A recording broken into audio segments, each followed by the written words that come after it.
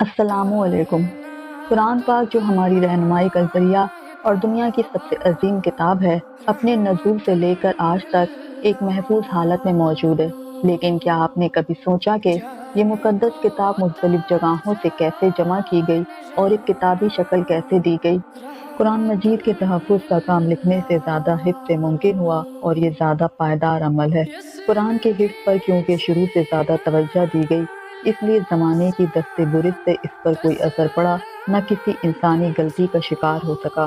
یہ اللہ تعالیٰ کی طرف سے اس کی حفاظت کا خصوصی انتظام تھا، جس کی وجہ سے آج تک یہ کتاب مقدس اپنی اصل حالت میں موجود ہے، اور کوئی دور چاہے جتنا مرضی تنزلی کا شکار ہو جائے یا ترقی کر جائے، اس کی حفاظت پر قیامت تک کوئی اثر نہیں پڑ سکتا۔ بلا شبہ یہ ایک زندہ معجزہ ہے۔ نبی کریم صلی اللہ علیہ وسلم نزول وحی کے وقت اس کے الفاظ اسی وقت دہرانے لگتے تھے تاکہ اچھی طرح یاد ہو جائے اور کوئی کلمہ یا حرف دوران نزول وحی چھوٹنے نہ پائے۔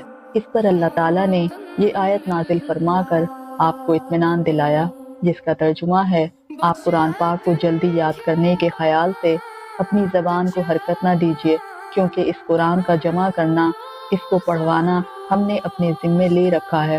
نبی کریم صلی اللہ علیہ وسلم کا سینہ مبارک قرآن کریم کا سب سے زیادہ محفوظ گنجینہ تھا، جس میں کسی ادنی غلطی یا ترمیم کا امکان نہیں تھا۔ پھر آپ مزید احتیاط کے طور پر ہر سال رمضان کے مہینے میں حضرت جبرائیل علیہ السلام کے ساتھ دورہ لیا کرتے تھے۔ نبی کریم صلی اللہ علیہ وسلم پر نازل ہونے والی آخری الہامی کتاب قرآن مجید کی آیت حضرت جبرائیل علیہ السلام اللہ کی طرف سے لے کر حاضر ہوتے، وہ آپ کو یاد ہو جاتی۔ آپ اپنے صحابہ کو بتا دے، انہیں لکھواتے اور دوسروں کو سکھانے کا حکم دیتے۔ یہ سلسلہ چلتا رہا، قرآنی آیت اور صورتیں نازل ہوتی رہیں۔ ساتھ ہی ساتھ آپ صلی اللہ علیہ وسلم بتاتے جاتے کہ یہ فلاں آیت کے ساتھ ہے، وہ آیت ان کے بعد ہے، یہاں تک کہ تقریباً 23 سال کے عرصے میں پورا قرآن مجید نازل ہو گیا۔ تمام آیت کی ترتیب بتا دی گئی۔ کئی ایک صحابہ کو پورا قرآن حفظ ہو گیا، اور پھر جب پورا قرآن مجید مکمل ہو گیا تو یہ اس وقت تک الگ الگ جگہوں اور مختلف شکلوں میں، یعنی کاغذ، پتھروں، ہڈیوں اور چمڑے پر لکھا ہوا تھا۔ قرآن پاک ابھی ایک جگہ پر یکجا نہیں ہوا تھا کہ اسی دوران مسلمانوں کے لیے ایک بہت تکلیف دہ وقت آن پہنچا، جب نبی کریم صلی اللہ علیہ وسلم دنیا سے پردہ فرما گئے۔ یہ جمع قرآن کا پہلا دور تھا۔ آپ صلی اللہ علیہ وسلم کی رحلت کا سن کر نبوت کے جھوٹے دعوے دار مسلمہ کذاب نامی شخص نے اپنی سرگرمیاں تیز کر دیں اور سادہ لوگوں کو گمراہ کرنے لگا۔ اس موقع پر خلیفہ اول حضرت ابو بکر صدیق رضی اللہ تعالی عنہ نے بروقت اقدام کیا اور اس جھوٹے شخص کے خلاف فیصلہ دے کر جہاد کا اعلان کیا۔ اس جہاد میں مسلمانوں کو فتح ملی، لیکن بہت سے صحابہ اکرام بھی شہید ہو گئے۔ ایک روایت کے مطابق 700 صحابہ، جن میں قرآن مجید کے حافظ و قاری بھی تھے، اس جہاد میں شہید ہوئے۔ اتنی بڑی تعداد میں حافظ و قاری صحابہ اکرام کی شہادت سے حضرت عمر فاروق رضی اللہ تعالی عنہ بہت پریشان ہوئے۔ آپ کے دل میں خیال گزرا کہ جنگوں میں قاری و حافظ صحابہ اکرام کی شہادت کا یہ سلسلہ اگر اسی طرح چلتا رہا تو قرآن مجید کیسے محفوظ رہے گا۔ یہ سوچ کر آپ خلیفہ اول حضرت ابو بکر کے پاس حاضر ہوئے اور ان سے قرآن مجید کی آیت ایک جگہ جمع کر کے ہمیشہ کے لیے محفوظ کرنے کے حوالے سے بات کی، تو آپ نے جمع قرآن کی ذمہ داری کاتب وحی حضرت زید بن ثابت رضی اللہ تعالی عنہ کو سونپ دی۔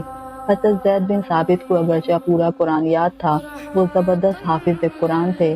عہد نبوی میں زیادہ تر وحی آپ ہی لکھا کرتے تھے، لیکن پھر بھی آپ دوسرے حافظ صحابہ کے پاس گئے۔ انہیں جو یاد ہوتا یا لکھا ہوتا وہ دیکھتے، سنتے، گواہی لیتے اور اسے محفوظ کرتے۔ یوں بڑی دیانتداری اور ایمانداری کے ساتھ آپ نے تمام قرآنی آیت یکجا کر کے قرآن مجید کی شکل دے دی۔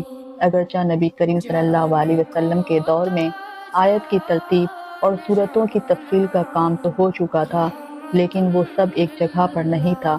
حضرت زید بن ثابت نے ہر صورت کو الگ الگ جمع کر کے حضرت ابو بکر صدیق کے حوالے کر دیا۔ یہ تدوین قرآن کا دوسرا دور تھا۔ وقت گزرتا گیا، یہاں تک کہ حضرت عثمان غنی رضی اللہ تعالی عنہ خلیفہ مقرر ہو گئے۔ آپ بھی اسلام کا پیغام پہنچانے کی ذمہ داری نبھاتے رہے۔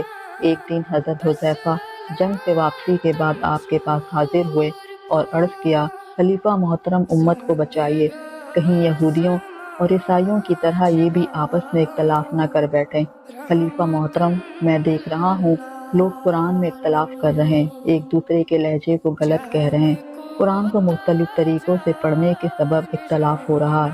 خلیفہ نے سوچا، دوسرے صحابہ اکرام سے مشورہ کیا اور آخر کار یہ طے ہوا کہ قرآن جس لہجے میں نازل ہوا ہے، یعنی لہجہ قریش، اسی لہجے کے مطابق اسے جمع کیا جائے۔ اس کام کے لیے انہوں نے 4 صحابہ پر مشتمل ایک کمیٹی تشکیل دی۔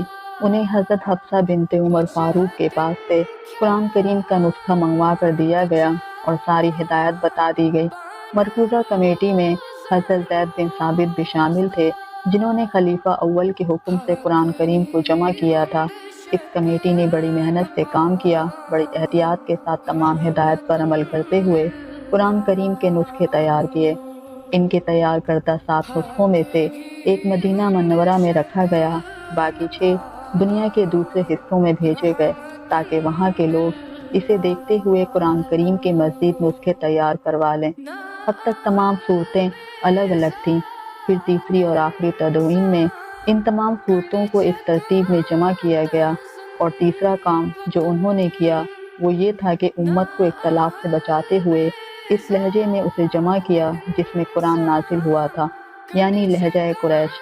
یہ مرتب قرآن کا تیسرا اور آخری دور تھا۔